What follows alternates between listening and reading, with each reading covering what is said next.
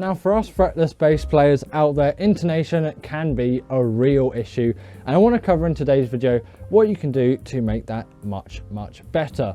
Now for this video, you're going to obviously need a fretless bass and a tuner and access to somewhere that is really dark. Probably just a room in your house, and probably at night. Now the reason I say that, not just to be creepy and just to put yourself into a dark room, is that it is an incredible way to practice your intonation. But after you've done some of the things which we're going to talk about in this video first, then you can come to those darkness night sessions of practicing intonation, but actually in the dark and not just in the light at 12 at night. So what you're going to want to do is get your fretless bass out and get your tuner on, turn it on. My tuner's on the back of the bass. You can see the sort of black bit on the front of it. And firstly, make sure that all of your strings are in tune. If they don't come up on your tuner really easily, just play a harmonic on the 12th fret and they should come up. Now obviously I've tuned my bass before recording this, so it's all in tune, but get it as in tune as you possibly can. Like, be extra meticulous in your tuning just to make sure it is as tuned as possible. And then once you've tuned all the strings, go back through them again just to check that any of them haven't detuned a little bit. Now you can't be too meticulous because then you'll be there for hours, but you know, get it to the stage. If those 12 fret harmonics are in tune and the open strings are in tune, then you're all good and you're ready to go. If your 12 fret harmonics aren't in tune with what your bass strings are, and you can always check with your 12th fret just actual notes as well, then you've got some issues on the setup of your bass and you're going to need to change that, and that could be the reason for your intonation faults. But for this video, let's just assume that your bass is set up properly and it's in tune, and then you just want to go through where the notes are in tune. So if I play, let's just play an A flat because it will come through better. That's flat, so I need to move my finger up and find where it's in tune there. And it may be further this way or further that way than you'd expect. I'd probably expect it to be there, but no, indeed it is there. And remember where it is, and then go up another fret, and that A is where I expect it to be. Now I know this fretless bass pretty well, and I know how uneven it can be. And you know, often I play these notes a little bit sharp, these first fret ones, but you know, it's pretty much where you'd expect them to be to some extent. But I will say that the 1 to 3 fret space is where you've got sort of the most room for error, and it's where things are going to be the most out. If I play that B flat again, yeah, just a little bit sharp, that is where those notes are, and that A is much better, and that A flat there. So I'm getting where that note is now, and I've understood where it is. It's pretty much where I'd expect it. Then on the 4th fret, now I've got dots for 3 and 5, and you know, that's where it is. But my 4th is just a little bit closer to my 5th than my 3rd, and my 2nd is certainly much closer to my 3rd than my 1st. And then that's really out of tune. A, there we go, I'm going for an A flat, aren't I? There, and that's, you know, further that way than I expect. And you sort of just want to go through meticulously through all of this. I know it sounds a little bit boring, and just find out, okay, these are where these notes are in tune, and these are where everything's in tune. I got that bang on. That's good. That's a little bit sharp there. That's sort of where I'd expect it. That C was a little bit sharp though, a little bit flat.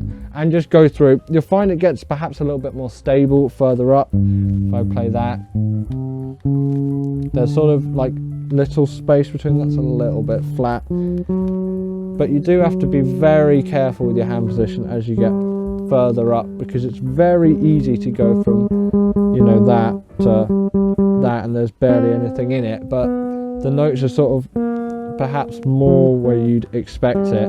And I should actually probably spend a bit more time going through this and just checking all my intonation. Don't bend your string, because that's just going to make it out of tune. It is actually a good way of practicing string bending as well, as if, let's say I'm going to take this C, I'm going to bend it up to a C sharp that's in tune. Yeah, and there's a C, and then there's that C sharp.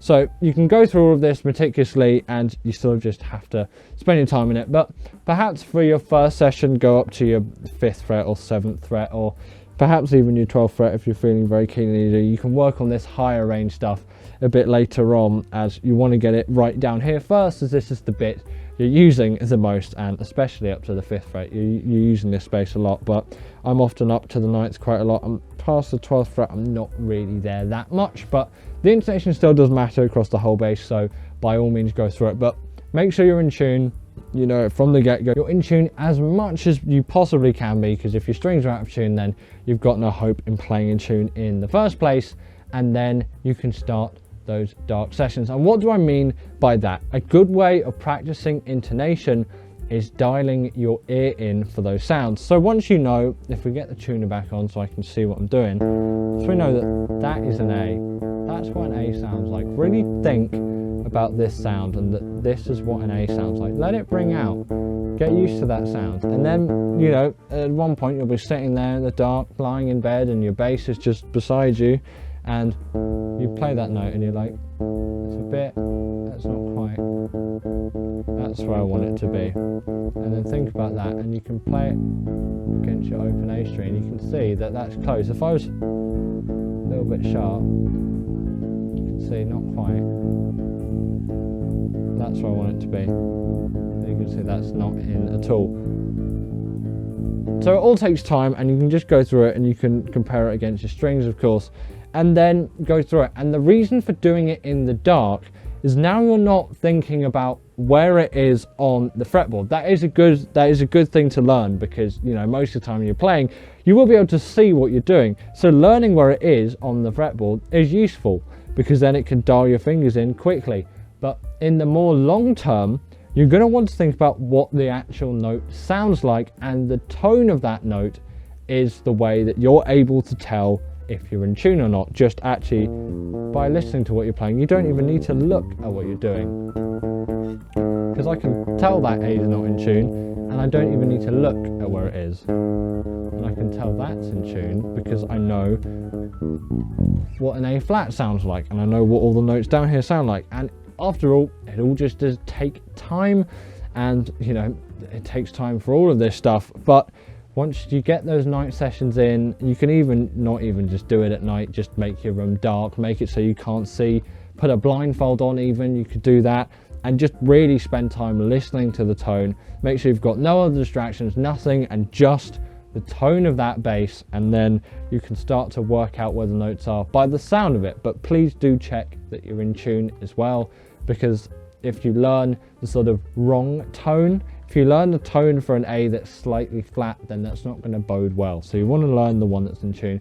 And the keyboard, like you can see I've got in the background, it's really useful, as you can play whatever note there is. I've got an A there. That's going to be far too high because it's really up the octave. I'd want something a bit more down here for that A. But yeah, that A is a bit higher up, but it's not going to be all the way up there in that octave. But either way, you know, get it in, and firstly, find out where the notes are in tune on your fretless bass, because it's different for every single one.